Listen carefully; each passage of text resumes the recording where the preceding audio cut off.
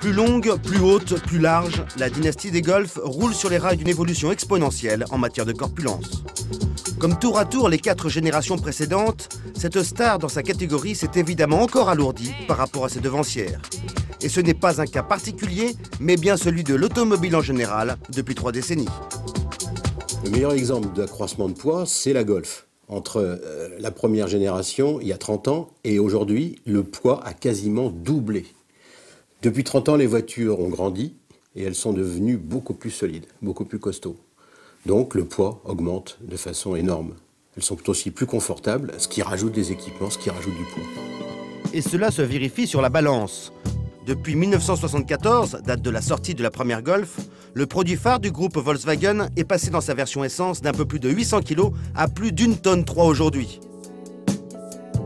Cette augmentation de plus de 70% n'a rien à voir avec la recrudescence de l'obésité dans le monde occidental, mais essentiellement au renforcement de la structure de la voiture, c'est-à-dire les éléments de sécurité passive pour répondre aux exigences des fameux crash Euro NCAP.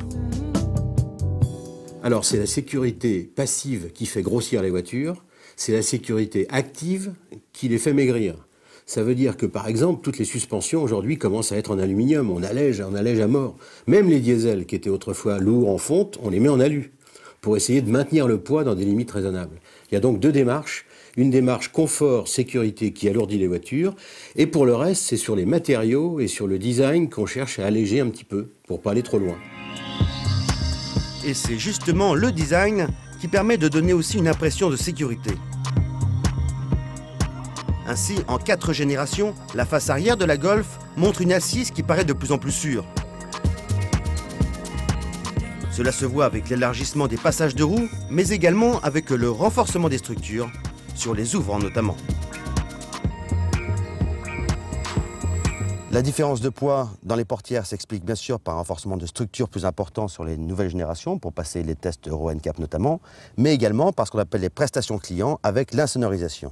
Le mieux, c'est d'écouter. En 30 ans, le poids des voitures a quasiment doublé. Pourtant, on a atteint un cap aujourd'hui et la tendance devrait être plutôt au régime dans les années qui viennent. En effet, le challenge des constructeurs est désormais de faire baisser la consommation pour éviter les rejets de CO2.